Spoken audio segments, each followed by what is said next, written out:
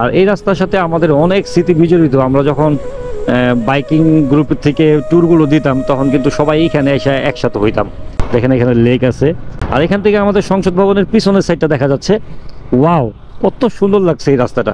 এই হলো এই রাস্তাটার বৈশিষ্ট্য। এখানে কেউ আসলে অবশ্যই ভালো লাগবে। ঢাকা শহরের ভিতরে আমার কাছে সবচেয়ে ভালো যে রাস্তাটা লাগে, মানে আমাদের ঢাকা সিটির ভিতরে নট পূর্বাঞ্চল ধরবেন না, 300 ফিটের কথা বলি নাই, 300 ফিট ছাড়া ঢাকা সিটিতে একটা রোড আমার অনেক ভালো লাগে। প্রথম থেকে অনেক সুন্দর লাগে রোডটা আমার। আর সেই রোডটাকে আপনি এখন দেখাবো। ঢাকার ভিতরে যে রোডটা সবচেয়ে বেশি ভালো লাগে আমার কাছে, সেই রোডটা আপনাদের এখন দেখাবো, চলেন।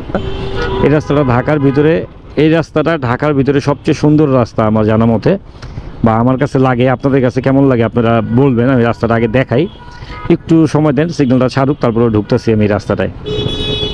আচ্ছা, এই রাস্তাটা আমার সবচেয়ে সুন্দর লাগে ঢাকা সিটির ভিতরে। যদি কোনো মনোরম পরিবেশে রাস্তা থেকে থাকে সেটা হলো এই রাস্তাটা। দেখেন এখানে লেক আছে, আর সামনে আমাদের সংসদ ভবন। অনেক সুন্দর এই রাস্তাটা, অনেক যথেষ্ট সুন্দর। মানে প্রকৃতি প্রেমীদের জন্য ঢাকার ভিতরে এই রাস্তাটা আসলে অনেক আকর্ষণীয়। যদি কখনো আপনি সময় পান, ভালো লাগবে না বা মন খারাপ, এখানে এসে বসে থাকবেন, ভালো লাগবে, গ্যারান্টি দিলাম ভালো লাগবে, এত সুন্দর। আর ভিতরে শহীদ জিয়ার মাজার আছে, কেউ চাইলে ওই ভিতরটাও দেখতে পারেন ঘুরে। চন্দ্রিমা, এটা বলে চন্দ্রিমা উদ্যান আর কি, অনেক সুন্দর লাগে। এই সাইডটাও দেখেন, এই সাইডটাও কত সুন্দর। আর এখান থেকে আমাদের সংসদ ভবনের পিছনের সাইডটা দেখা যাচ্ছে। ওয়াও, কত সুন্দর লাগছে এই রাস্তাটা। আর বিকেলবেলা আসলে এদিকে প্রচুর লোক থাকে, অনেক লোক। আর দেখেন এখানে রোমান্স চলতেছে, ওটা বললে লাভ নেই। এই হলো ব্যাপারটা। এই রাস্তাটা আসলে অনেক সুন্দর, আমার কাছে খুব ভালো লাগে। আপনাদের কাছে কেমন লাগে আপনারা অবশ্যই আমাকে কমেন্টে জানাবেন যে এই রাস্তাটা আসলে কেমন লাগে। আচ্ছা, এইটা ছাড়াও কিন্তু আরেকটা রাস্তা আছে অনেক সুন্দর, যেমন সংসদের এটা পিছনের সাইডে আমি যাচ্ছি, এখন পিছনের সাইড দিয়ে যাচ্ছি। একটু পরে আমি আপনাদের সংসদের সামনের রাস্তাটা নিয়ে দেখাবো। ওই রাস্তাটাও আমার কাছে অনেক সুন্দর লাগে। এই হলো এই রাস্তাটার বৈশিষ্ট্য। এখানে কেউ আসলে অবশ্যই ভালো লাগবে, মনটা অন্যরকম হয়ে যাবে। সোজা কথা, একেবারে মন খারাপ, এখানে এসে পড়বেন, বসে থাকবেন, অবশ্যই ভালো লাগবে। এখন আমি যাব আপনার সংসদের সামনের রাস্তাটা, চলেন ওই সামনের রাস্তাটা আপনাদের একটু দেখাই। আর এখন যে রাস্তা দিয়ে ঢুকবো সেটা হলো সংসদের প্রথম যে রাস্তা, সেই রাস্তাটা। এটাও কিন্তু অনেক সুন্দর, কিন্তু এটার থেকে আমার ওইটা বেশি সুন্দর লাগে।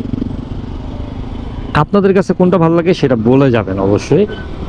এই দেখেন আমি সংসদের সামনের রাস্তা এসে পড়ছি।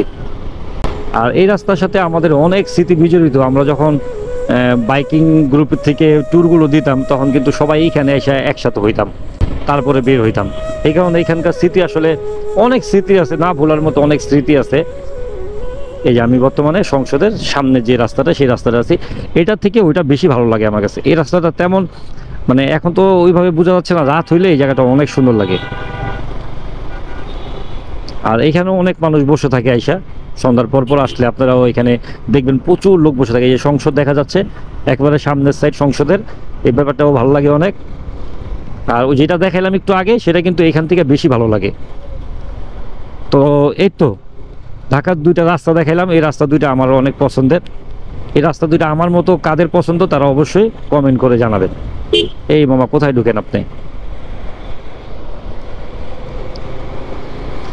তো এই ভিডিও এই পর্যন্তই।